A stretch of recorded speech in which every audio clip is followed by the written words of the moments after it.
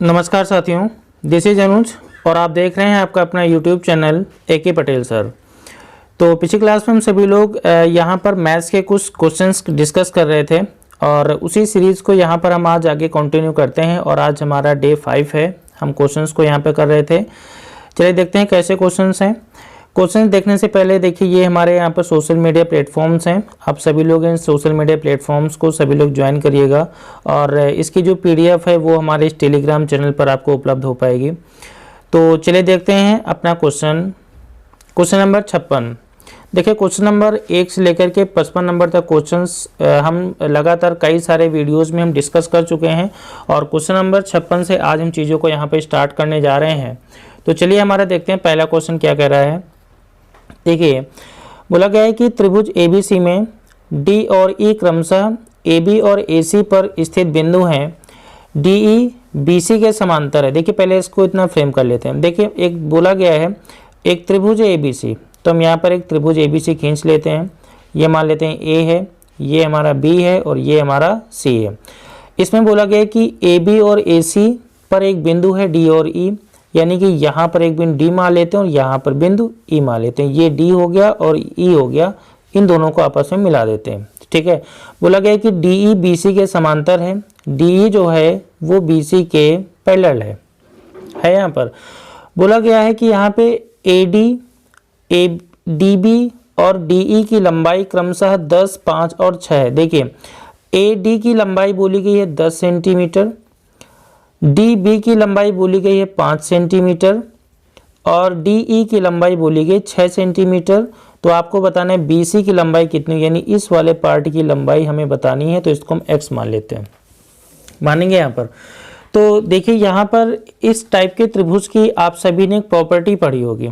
क्या प्रॉपर्टी पढ़ी होती है सभी ने? देखिए सभी लोग, इसमें कुछ ऐसी कंडीशन होती है। देखिए, इस वाली भुजा की लंबाई, यानी कौन कह रहा है यहाँ पर, AD बटे में पूरी भुजा की लंबाई हमारी कितनी है, AB, बराबर इस वाली भुजा की लंबाई AE बटे इस पूरी भुजा की लंबाई AC, बराबर इस भुजा की लंबाई DE बटे इस वाली भुजा की लंबाई यानी BC। ये तीनों आपस में क्या होते हैं, इन तीनों का अनुपात आपस में इक्वल होता है। बात समझ रहे हैं ना? तो हमें देखिए AE और AC से कोई मतलब नहीं, तो हम इस वाले पॉइंट को B से हटा देंगे यहाँ पर और बस यहाँ पर आप सारी वैल्यू रखिए, आपका आंसर आ जाएगा। देखो, AD हमारा कितना है, AD है यहाँ पर 10 डिवाइड बाई AB कितना हो गया, 10 और 5 मिलकर टोटल कितना हो गया, 15 इक्वल टू, देखिए DE की लंबाई हमारी कितनी दी हुई है, 6 डिवाइड बाई, और देखो BC की लंबाई हमने कितनी मान ली, यहाँ पर X मानी थी, X लिखेंगे यहाँ पर। सॉल्व करेंगे, देखिए 5 दूनी 10, 5 3 15, 2 से काटेंगे 2 3 6, क्रॉस मल्टीपल करेंगे तो X इक्वल टू कितना आएगा, 9 सेंटीमीटर। और ये इस क्वेश्चन का यहाँ पर क्या होगा, आंसर, यानी ऑप्शन नंबर A इस क्वेश्चन का एग्जैक्ट राइट आंसर हो जाएगा। क्वेश्चन क्लियर हो रहा होगा ना सभी का? और इस टाइप के क्वेश्चंस आपके लिए थोड़ा सा इंपॉर्टेंट होते हैं। तो क्वेश्चन बहुत आसान है, बहुत कठिन नहीं है। क्वेश्चन थोड़ा सा इंपॉर्टेंट है, सभी लोग अगर ध्यान से देखेंगे तो हर एक चीज़ आपको यहाँ पर क्लियर हो रही होगी। ठीक है, बढ़ते हैं अपने अगले क्वेश्चन की तरफ। और अगर वीडियो आपको अच्छा लग रहा है तो आप सभी लोग लाइक करते रहिएगा। क्वेश्चन अगर आपको क्लियर हो रहे हैं तो आप सभी लोग जो है इस वीडियो को मैक्सिमम से मैक्सिमम शेयर करते रहिएगा। ठीक है, क्वेश्चन नंबर अगला देखते हैं। क्वेश्चन नंबर 57 बोला गया 2x - 1 is less than 5x - 2 and 2x + 5 is less than 6 - 3x। तो फिर x का मान निम्नलिखित मानों में से कौन सा सही होगा? देखो, यहाँ पर दो इक्वेशन दी है। पहली इक्वेशन दी है यहाँ पर 2x - 1 is less than 5x + 2 और एक इक्वेशन ये दी है 2x + 5 इज लेस है 6 - 3x है। यहाँ पर हम इनको सॉल्व करते हैं। देखो, हम यहाँ पर ये मान लेते हैं कि ये जो सिंबल है ना, ये मान लेते हैं ये सिंबल हमारे इक्वल है, मान लेते हैं केवल यहाँ पर। ठीक है, अगर इसको सॉल्व करेंगे हम, देखिए अगर हम इसको इक्वल मानेंगे यहाँ पर तो आप एक काम करें, x वाले पार्ट एक साइड कर लीजिए और वेरिएबल्स आप संख्या एक साइड में कर लीजिए। तो देखो, ये 5x आपका इधर आएगा तो 2x में 5x घटाएंगे तो इधर कितना बचेगा, माइनस का 3x बचेगा। और ये इक्वल था, मान लिया था हमने, केवल यहाँ पर रखेंगे देखो ये आपका अगर 2 लिखा था और 2 में 1 जोड़ेंगे यहाँ पर कितना हो जाएगा, 3 हो जाएगा। यहाँ पर सेम काम इस इक्वेशन में यानी क्वेश्चन नंबर 2 में भी सेम काम करेंगे हम। देखो वेरिएबल्स आप एक साइड में रखेंगे और संख्याओं को एक साइड में रखेंगे। तो ये 3x अगर हम इधर लेके आएंगे तो 2x में 3x जोड़ेंगे, इधर कितना हो जाएगा 5x इजलेस। और ये देखो ये 5 इधर जाएगा तो 6 में 5 घट जाएगा तो कितना आएगा, 1 आ जाएगा। यहाँ पर अब देखिए आपको बोला गया x के मान आपको बताना है। तो x के देखो यहाँ पर कितने मान दिए गए हैं आपके ऑप्शन में, 4 मान दिए गए ना। तो हम चारों मान रख के देखते हैं यहाँ पर, जिस मान से आपके ये वैल्यू सेटिस्फाई होंगी वही आपका आंसर हो जाएगा। ठीक है ना। देखिए अगर हम x बराबर 1 रखते हैं, देखो 1 अगर रखेंगे तो -3 में 1 का गुणा करेंगे तो -3 हो जाएगा। देखो -3 3 से छोटा है, यानी ये इक्वेशन आपकी सेटिस्फाई हो रही है, यहाँ पर अगर इसमें भी x बराबर 1 रखेंगे तो 5 × 1 5, 1 से छोटा है। देखो ये इक्वेशन आपकी सेटिस्फाई नहीं होगी यहाँ पर, तो आपका ये वाला ऑप्शन यहाँ पर गलत हो जाएगा। अब देखो यहाँ पर ऑप्शन नंबर बी रख के देखते हैं। अगर 0 रख के देखेंगे तो 0 का अगर किसी भी संख्या में गुणा करेंगे तो 0 देखो 3 से छोटा है, यानी कि ये इक्वेशन आपकी सेटिस्फाई हो रही है। अगर यहाँ पे रखें, देखिए यहाँ पे भी 0 1 से छोटा हो जाएगा, यानी 0 का अगर 5 में गुणा करेंगे 0 हो जाएगा। तो इस प्रकार से ये भी इक्वेशन आपकी सेटिस्फाई हो रही नहीं हो रही है। तो इस कंडीशन के अकॉर्डिंग यहाँ पर जो x का मान आएगा वो आपका कितना आ जाएगा, 0 आ जाएगा। और यही इस क्वेश्चन का आपका राइट आंसर हो जाएगा। ठीक है, इस प्रकार के क्वेश्चन ज़्यादातर आपके बैंक में पूछे जाते हैं, लेकिन फिलहाल कभी कभी ये एसएससी और रेलवे जैसे एग्जाम्स में पूछे जाते हैं। और ये जो क्वेश्चन अगर खासकर बात करें, इस टाइप के क्वेश्चन आपके एसएससी के 10+2 के एग्जाम में कई बार पूछे भी गए हैं। तो क्वेश्चन थोड़े से इंपॉर्टेंट है, सभी लोग ध्यान दीजिएगा यहाँ पर। क्वेश्चन अगला देखते हैं। क्वेश्चन नंबर 58 क्या कह रहा है, बोला गया है कि एक बढ़ई एक अलमारी को 60 घंटे में बनाता है, 15 घंटे के बाद वह विश्राम लेता है, तो अलमारी का कितना भाग बनना अभी भी बाकी है। देखिए टोटल 60 घंटे में अलमारी बनाता है और 15 घंटे बना चुका है, तो कितने घंटे बनाना बाकी है अभी, 45 घंटे बनाना बाकी है ना। लेकिन आपको बताना है कितना भाग बाकी है। तो भाग बताने के लिए क्या करते हैं, हमेशा हम टोटल संख्या से डिवाइड करते हैं। तो सॉल्व करेंगे तो 3/4, अगर इसको सॉल्व करेंगे तो 0.75, और ये आपका हो जाएगा यहाँ पर आंसर, यानी कि ऑप्शन नंबर सी इस क्वेश्चन का यहाँ पर राइट आंसर हो जाएगा 0.75। क्लियर हो गया सभी का। बढ़ते हैं अपने अगले क्वेश्चन यानी क्वेश्चन नंबर 59 की तरफ। क्या कह रहा है, एक राशि 5 वर्षों में साधारण ब्याज पर 75% की वृद्धि होती है। यानी कि अगर कोई भी राशि है उसमें 5 वर्षों में 75% की वृद्धि होती है, तो आपको बताना है उसी दर पर 2 वर्षों में 40,000 रुपयों में चक्रवृद्धि ब्याज कितना होगा। देखिए सबसे पहले आप यहाँ पर कैसे करेंगे इस क्वेश्चन को, देखिए हम यहाँ पर मान लेते हैं कि जो हमारी जो प्रिंसिपल है वो हम 100 रुपये मान लेते हैं, यानी इस लाइन के लिए हम प्रिंसिपल को मानते हैं। पहले इस लाइन को हम सॉल्व करते हैं। मान लेते हैं हमारा प्रिंसिपल कितना है, 100 रुपये। आपसे बोला गया कि साधारण ब्याज पर 75% की वृद्धि होती है, तो मान लेते हैं कि अगर इसमें 75% की वृद्धि होगी तो इसका मतलब संख्या कितनी हो जाएगी, 75 हो जाएगी ना यहाँ पर। अब देखिए अगर ये हमारा प्रिंसिपल है और ये हमारा आपका क्या है, ये हमारा चक्रवृद्धि ब्याज है, और ये हमारा आपका क्या है, अमाउंट है, सॉरी ये हमारा साधारण ब्याज है, ये हमारा अमाउंट है। और देखो टाइम आपको बोला गया, यहाँ पर टाइम बोला गया 5 वर्ष बोला गया यहाँ पर। तो क्या यहाँ से हम ब्याज की दर नहीं निकालेंगे। देखिए आप सभी को पता है SI बराबर होता है PRT बटे में कितना, 100, ये पता है सभी को। देखिए SI हमारे कितने रुपए है, 75 रुपये, इक्वल टू प्रिंसिपल हमने कितना माना था, 100, ब्याज की दर में बतानी है, टाइम हमारा है 5 बटे में कितना, 100, 100 से 100 कैंसिल, 5 से काटेंगे 15 हो जाएगा। तो R बराबर हो जाएगा 15% वार्षिक हो जाएगा यहाँ पर। तो इस कंडीशन के अकॉर्डिंग जो आपने ब्याज की दर निकाली वो आ गई आपकी 15% वार्षिक ब्याज की दर आ गई। अब लेकिन आपको बताना है कि उसी दर पर 2 वर्षों में 40,000 रुपए का चक्रवृद्धि ब्याज बताना है। तो देखिए यहाँ पर चक्रवृद्धि ब्याज बताने के लिए हमने आपको शर्त बताई थी। हमने चक्रवृद्धि ब्याज के लिए बताया था कि यहाँ पर इस क्वेश्चन को लाइन मेथड से करते हैं। तो फर्स्ट ईयर में सिर्फ 1 लाइन होती है और सेकेंड ईयर में कितनी लाइनें होती हैं, 2 लाइनें होती हैं, होती नहीं होती हैं। अब देखो आपके पास प्रिंसिपल बोला गया 40,000 रुपए बोला गया यहाँ पर, और ब्याज की दर बोली गई 15%। तो देखिए जब भी हम कभी भी चक्रवृद्धि ब्याज निकालते हैं तो वहां पर हम ब्याज की दर को पहले फ्रैक्शन में कन्वर्ट करते हैं। तो अगर इसको फ्रैक्शन में कन्वर्ट करेंगे तो आएगा 15/100। इसको और सॉल्व करेंगे तो कितना आएगा, 3/20 इसकी वैल्यू आ जाएगी यहाँ पर, 3/20 इसका मान आ जाएगा। देखिए, तो इसका मतलब ये है कि अगर पहले वर्ष अगर हम ब्याज दिखाएंगे तो 40,000 का 15% निकाल दें या 40,000 का 3/20 निकाल दें, निकालेंगे यहाँ पर। तो 40,000 का अगर 3/20 निकालेंगे तो यहाँ पे वैल्यू आ जाएगी आपकी 6,000 रुपये। आप निकाल के देखिएगा, यहाँ पर 6,000 आएगा। अगर यहाँ पर 6,000 आ गया तो वही 6,000 नीचे कॉपी हो जाएगा आपका पूरा का पूरा।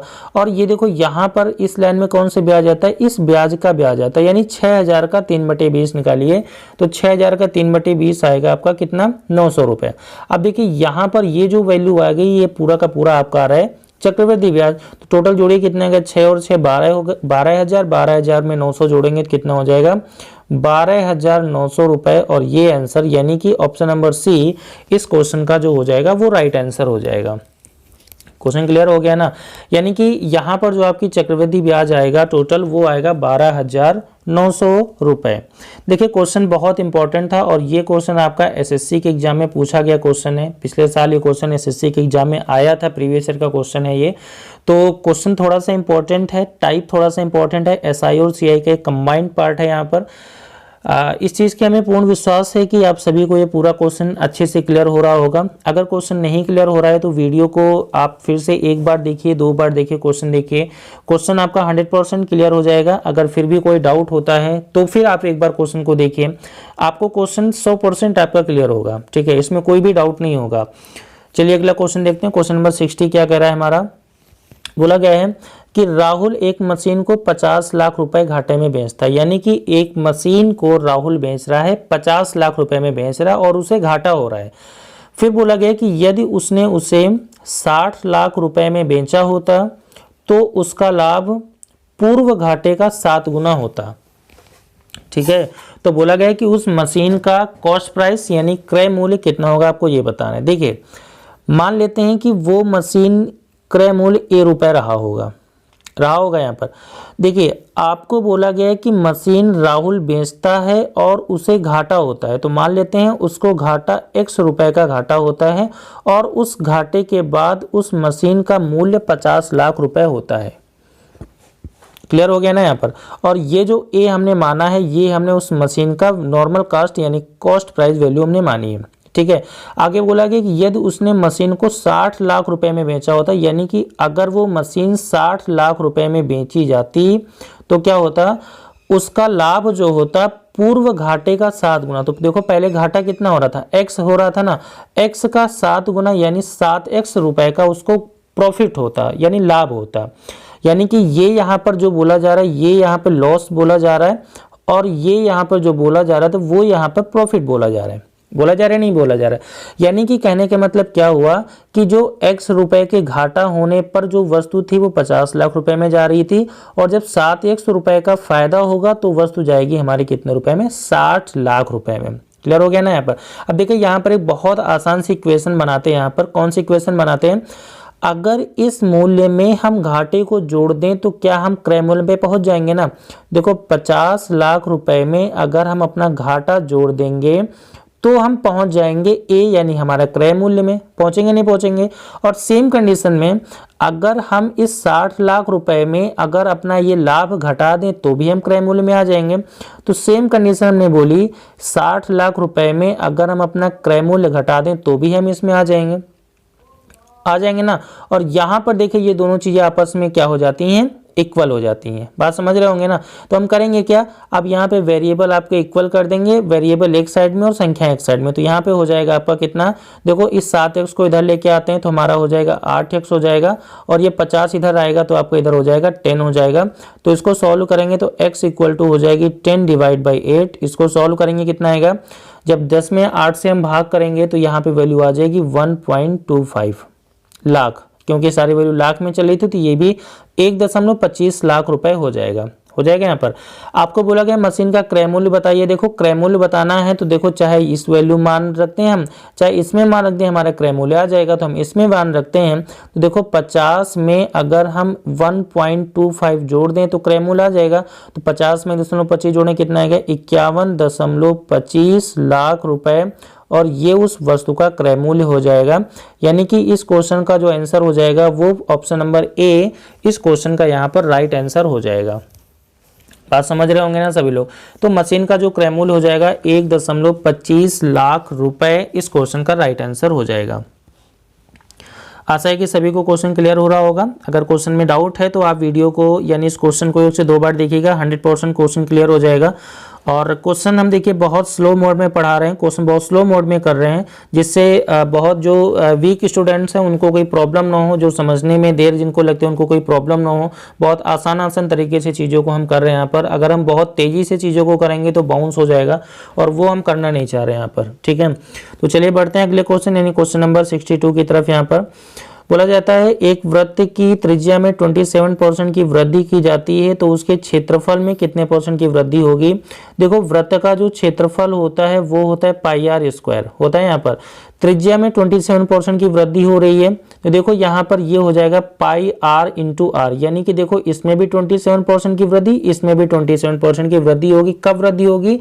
और जब हम यहाँ पर क्षेत्रफल निकालेंगे यहाँ पर देखिए, जब डबल टाइम वृद्धि या डबल टाइम वृद्धि कमी या वृद्धि एक साथ होती है तो वहां पे आपने एक फंडा पढ़ा है सभी ने, परसेंटेज के टॉपिक में क्या पढ़ा है, a plus b plus a b बटे 100 पढ़ा है सभी ने। सेम वैल्यू यहाँ पर रखेंगे। देखो यहाँ पर दोनों ही टाइम पे 27% की वृद्धि हो रही है तो इधर आएगा 27 प्लस में 27 प्लस में 27 इंटू में 27 डिवाइड बाई कितना 100 हो जाएगा। यहाँ पर 27 हो जाएगा 54 प्लस में 27 इंटू 27, अगर इनका गुणा कर रहे होंगे आप तो इधर आ जाएगा आपका कितना 729 बटे में कितना 100 हो जाएगा। इसको सॉल्व करेंगे तो 54 प्लस 7.29 और एक स्टेप और आगे बढ़ेंगे तो यहाँ पर आपकी वैल्यू हो जाएगी 61.29% और ये आपका हो जाएगा आंसर। तो यहाँ पर ऑप्शन नंबर ए आपका इस क्वेश्चन का राइट आंसर हो जाएगा। क्लियर हो रहा होगा ना सभी का। क्वेश्चन तो ये बहुत आसान से था। चलिए बढ़ते हैं अपने अगले क्वेश्चन नंबर 62 की तरफ। देखिए बोला गया कि राम का वेतन कमल के वेतन का 11/7 गुना है। विमल का वेतन कमल के वेतन का 3/4 गुना है। तो बताइए राम और विमल के वेतन का अनुपात कितना है। तो ये क्वेश्चन आपका रेशियो एंड प्रोपोर्शन का बिल्कुल बेसिक लेवल का क्वेश्चन है। हमारे हिसाब से शायद अगर आप ध्यान देंगे तो ये क्वेश्चन आप सभी को आ ही रहा होगा पहले से ही। एक काम करते हैं, इस क्वेश्चन को आपको होमवर्क में दे देते हैं, आप सभी लोग इस क्वेश्चन का आंसर बताइएगा और इसका जो आंसर है, जो इसका राइट आंसर है वो नीचे कमेंट बॉक्स में हम आपको कमेंट कर रहे हैं। यहाँ पर कमेंट कर देंगे, अभी जब वीडियो एंड होगा तब इस क्वेश्चन को हम कमेंट कर देंगे, ठीक है। सभी लोग इस क्वेश्चन का आंसर दीजिएगा। होमवर्क सभी लोग जरूर से जरूर करिए, क्वेश्चन जरूर से जरूर इसके मतलब इसका आंसर जरूर दीजिएगा सभी लोग। तो चलिए बढ़ते हैं अगले क्वेश्चन यानी क्वेश्चन नंबर 63 की तरफ। हम यहाँ पर बोला गया कि एक व्यापारी सूची मूल्य पर 20% की छूट प्रदान करता है तो उसे 16% का नुकसान होता है। यदि वह सूची मूल्य पर 10% की छूट देता है तो उसे कितने प्रतिशत का लाभ अथवा कितने % की हानि होगी। देखिए आसान सा क्वेश्चन है। देखिए पहले काम करते हैं, पहले इस क्वेश्चन का आपको हम डिटेल मेथड बता रहे हैं और फिर हम इसका शॉर्टकट बता रहे हैं। देखिए मान लेते हैं, देखो 20% की छूट दी जा रही है तो उसे 16% का नुकसान होता है। तो आप एक बात ये बताइएगा, जो नुकसान होता है या नुकसान या फायदा होता है वो हमेशा क्रय मूल्य पर होता है और जो डिस्काउंट दिया जाता है वो हमेशा सूची मूल्य पर दिया जाता है। इस चीज़ को आप सभी लोग ध्यान दीजिएगा।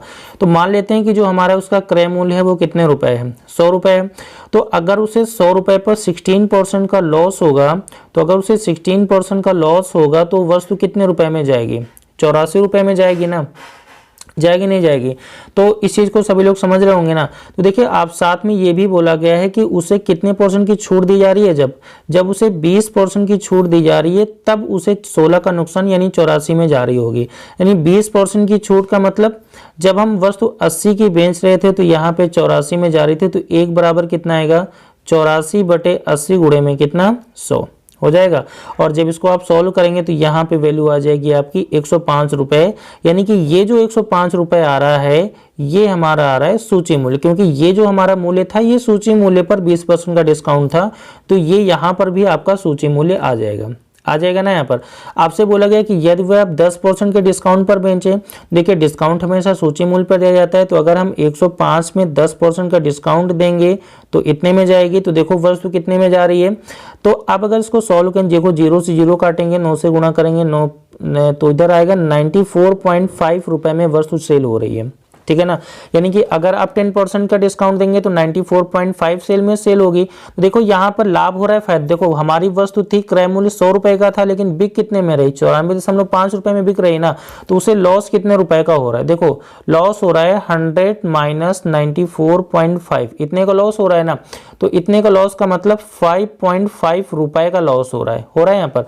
और ये रुपए 100 में से आ रहे हैं, इसका मतलब उसे 5.5% का ही नुकसान होगा, और ये आपका आंसर हो जाएगा। क्वेश्चन क्लियर हो गया ना सभी को। देखिए एक बार फिर से बता देते हैं। मान लेते हैं हमारी वस्तु है, उसका क्रय मूल्य 100 रुपए है, क्लियर है यहाँ पर।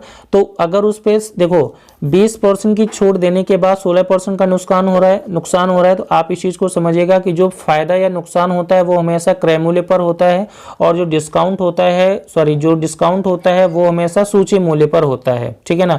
तो अगर उसे 16% का लॉस हो रहा है तो इसका मतलब वो क्रय मूल्य पर 16% का लॉस होगा। तो इसका मतलब अब हमारे अकॉर्डिंग वस्तु 84 रुपए में सेल हो रही है।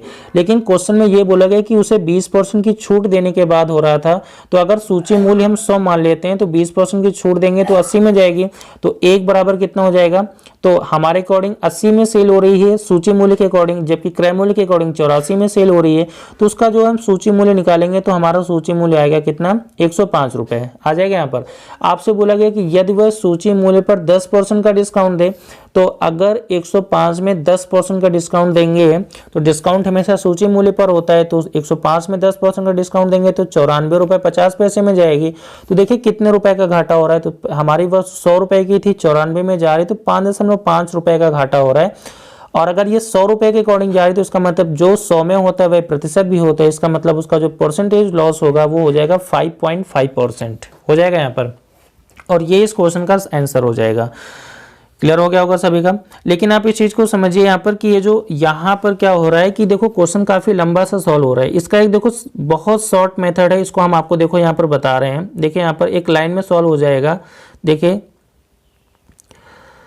क्वेश्चन देखिए यहाँ पर क्या बोला गया था।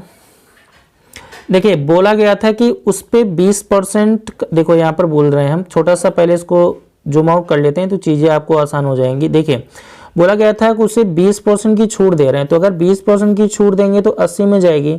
तो उसे 16% का नुकसान हो रहा है, तो 16 का नुकसान होगा तो 84 में जाएगी, नहीं जाएगी। देखो 20% का डिस्काउंट होंगे, अगर हमारा सूची मूल्य 100 अगर हम मान लेते हैं तो अगर 20% की छूट देंगे तो 80 हो जाएगा। 16% का नुकसान होगा तो 100 में 16 घटाएंगे तो 84 हो जाएगा। अब बोला गया अब उसे 10% की छूट दें, 10% का मतलब 90, तो वस्तु कितने में जाएगी, हम x मान लेते हैं। इसी को सॉल्व कर लीजिए सभी लोग, क्रॉस मल्टीपल करेंगे तो अब देखो यहाँ पे डायरेक्ट लिख रहे हैं x की वैल्यू आ जाएगी यहाँ पर। अगर इसको पूरे के पूरे इक्वेशन को सॉल्व करेंगे जो अभी हमने लिखा है यहाँ पर, तो इसकी वैल्यू आ जाएगी 94.5। डायरेक्ट इसको लिखेंगे यहाँ पर। देखो ये 94.5 100 से कितना कम है, 5.5 कम है ना, और यही 5.5% आपके इस क्वेश्चन का राइट आंसर हो जाएगा। नहीं हो जाएगा। तो अगर इस क्वेश्चन को शॉर्टकट से देखें तो क्वेश्चन हमारे लिए बहुत आसान हो रहा है। देखिए फिर से एक बार बता रहे हैं, अगर उसे 20% का डिस्काउंट देंगे तो वस्तु 80 में जाएगी, लेकिन 16% का नुकसान होगा तो 84 में जाएगी। लेकिन फिर बोला गया अगर 10% की छूट दें तो 90 में जाएगी। तो कितने % का लाभ या हानि होगी, तो हम x यहाँ पर मान लेते हैं। तो 80/84 बराबर 90/x, तो सॉल्व करेंगे तो आएगा 94.5। अब देखो ये 100 से कितना कम हो रहा है, तो 5.5 कम हो रहा है, और 100 में कम हो रहा है तो 5.5% ही इस क्वेश्चन का आपका राइट आंसर हो जाएगा ना। तो चलिए बढ़ते हैं अगले क्वेश्चन यानी क्वेश्चन नंबर 64 की तरफ। बोला गया है कि यहाँ पर cos c minus cos d बराबर x, तो x का मान बताना है। तो देखो यहाँ पर cos c minus cos d का फॉर्मूला आप सभी को याद होना चाहिए। तो ये इसका फॉर्मूला होता है 2 sin c plus d by 2 into sin d minus a by 2। ये इस क्वेश्चन का राइट आंसर हो जाएगा। Option number c direct formula पूछा गया था। क्वेश्चन नंबर 65 देखिएगा। बोला गया कि त्रिभुज DEF और GHI, देखो बता रहे हैं यहाँ पर त्रिभुज DEF और त्रिभुज GHI ये समरूप त्रिभुज हैं। D की लंबाई 4 है और उसकी संगत भुजा GH की लंबाई 9 है।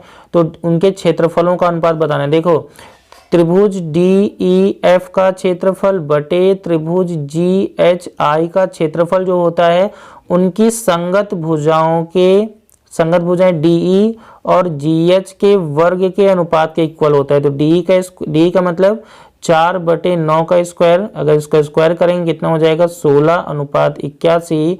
और ये इस क्वेश्चन का क्या हो जाएगा यहाँ पर राइट आंसर, यानी ऑप्शन नंबर सी इस क्वेश्चन का राइट आंसर हो जाएगा। क्वेश्चन क्लियर हो गया ना सभी का। तो ये जो जब हम वहाँ पे ज्योमेट्री पढ़ते हैं तो वहाँ पर जब हम त्रिभुज की प्रॉपर्टीज पढ़ते हैं तो वहाँ पर आपको ये चीज़ बताई जाती है कि त्रिभुजों की संगत में कैसी प्रॉपर्टी होती है, साइड बाय साइड कैसी प्रॉपर्टी होती है, एरिया के अकॉर्डिंग कैसी प्रॉपर्टी होती है, तो ये आपको वहाँ पर बताई जाती है।